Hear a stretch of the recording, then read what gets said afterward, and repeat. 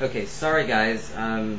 We're posting this video late, and the reason for that is because yesterday we didn't get a chance to make a video, and I had made my own video, but she really wanted to post on it because I think we both have a lot of good insight on this topic. So we actually talked about it a little bit, and some of the major takeaways that we got is what we're going to talk about, because it's a lot to talk about, lots to cover, and we really can't get it all in 10 minutes, and it's ineffective to have two videos.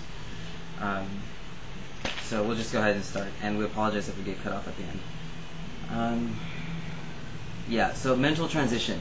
I think we've all kind of come to the agreement that mental transition is kind of like the more subtle or less obvious changes that take place during your transition, and it takes a lot longer than the physical part of transition. I mean, oftentimes we worry, like, once we're done physically transitioning, we think we're completely done, and we're really not. Pretzel. I just found a pretzel on the floor. I think that's from last night. I was eating pretzels. So yeah, mental transition being something that's more subtle and not visible to the naked eye, we don't give it enough credit as I think we should. I think I speak for myself in saying that even though I'm pretty far along physically transitioning and I'm about to have like one of my final surgeries, I don't think I'm anywhere near done transitioning. And this was pointed out to me by a very, very good friend of mine, and I still haven't really developed my concept of who Adrian is as a man, and I don't feel like I'm anywhere near that point yet to where I can say I know who Adrian the man is, or what it is, or what it means for me to be a man. We talked about, in a sense, having to re-socialize and just restart like from scratch when you transition, because and you actually mentioned it under the guise of being an adult, because you're what, 20-some years old in our case. Exactly. So people around you think, they see you and they think, oh, she or he is in their 20s or whatever, but really you're mentally like really young. In my case, you just have to start over, because obviously I didn't start transitioning until I was in my mid-20s, and so there's 25, 26 years of being socialized the other way, and all of a sudden you throw yourself into this world where you're completely kind of almost in a sense clueless. I mean, yeah, I felt like I was a girl for my entire life, but what does that mean? Like, I really didn't know what being a girl was all about because I wasn't socialized as such. So it's like, yeah, the physical transition happens really fast, relatively speaking, maybe a couple of years for girls, probably a little bit shorter for guys, but it's like, okay, so now I'm physically changed, I'm a woman, so that doesn't mean any, like, it took me a long time to realize that, yeah, I changed physically, but mentally I'm like, going through puberty again. It's like, I feel like now I've transitioned, I've been doing this for a while, like 7 years, 8 years, something like that. It's like, if I were to kind of graph my mental transition, I think I would be right out of high school going into college in terms of re-socializing myself. So it's, it's a process, and I used to kind of probably arrogantly so pride myself on the fact that I physically changed rather quickly. It was kind of a flawless transition, and but I'm just kind of realizing that, yeah, I kind of did it a little too fast without paying any attention to the mental aspect of transitioning. And it's really important that you do realize that there are the two components to transitioning, the physical and the mental, and really take the time to kind of embrace the mental transition, because you're going to have to start over, and it's going to be really, really hard, because you're kind of in a dichotomy where you look 25 or 26 or whatever, but you're really like 7. You just kind of have to start over and kind of work, muddle through the process. It'll be hard. It was hard when you did it the first time. It'll be hard when you do it the second time. Well, yeah, I mean, like, you think about finding yourself and your identity as a person in general. It's difficult as it is. Being a teenager sucks ass. But now you're on a different side of the gender coin, so you're doing it in a world that's kind of unknown to you. Even though you feel like a man or you feel like a woman completely your whole life, you don't know what that means yet. And I think a big important part, which again was brought up to me by a really good friend of mine, was recognizing that you weren't socialized that way, and that it's okay to be learning and starting over.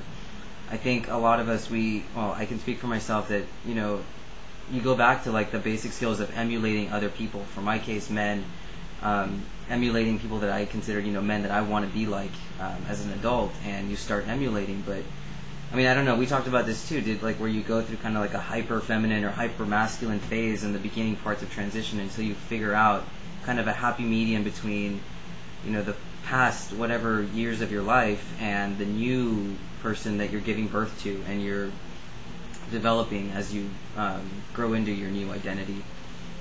And what else are we talking about? I think you covered. Oh, another really important thing about mentally transitioning is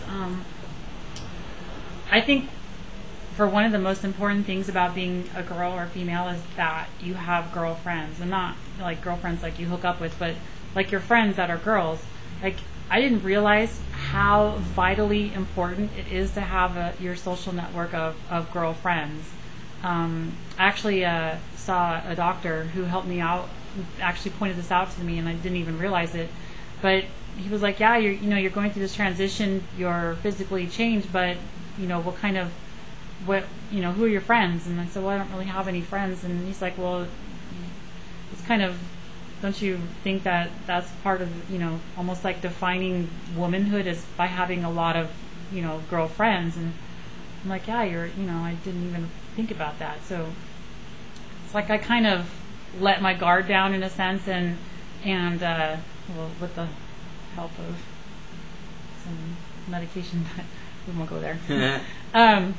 And I'm actually able to get rid of the anxiety and get rid of and I wouldn't say get rid of it, but overcome it in a sense, and actually develop friendships. And it's like, I totally understand, and it is so important, because to me, like, femininity is expressed through my connections and my relationships with other women.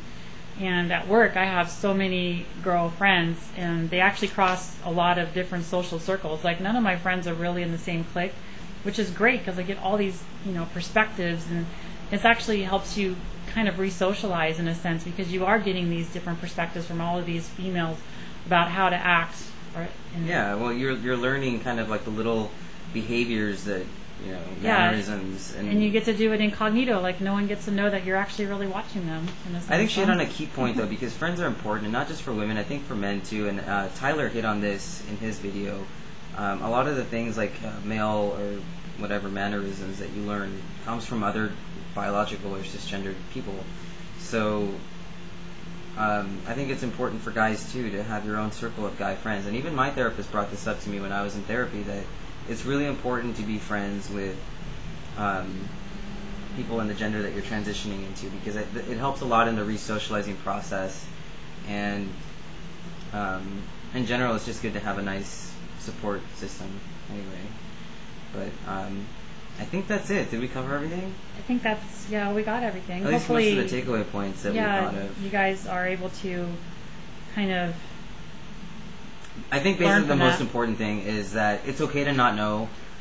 For me, it was coming away from this talking about my transition in past tense and really talking about it in present tense, because, yeah, physically I'm a guy. I look like a guy, I sound like a guy, but I'm still very much in the mental developing process, and it's okay to be there, and I have to be comfortable with that in order to continue to learn new things and accept all the new things that come to me as time comes. So I think the most important takeaway that I got from it was that it's okay to not know, and it's okay to not be 100% done with transition. I mean, there's so much emphasis on, like, yeah, physically transition, get it done, surgeries, hormones, but what about developing yourself as the male or female that you've always wanted to be in mentally? Yeah, so just because you felt like a boy or you felt like a girl doesn't mean that you are able to act the part, I guess, in a sense. Like, you just have to realize that the mental aspect is there and something that needs to be addressed as well.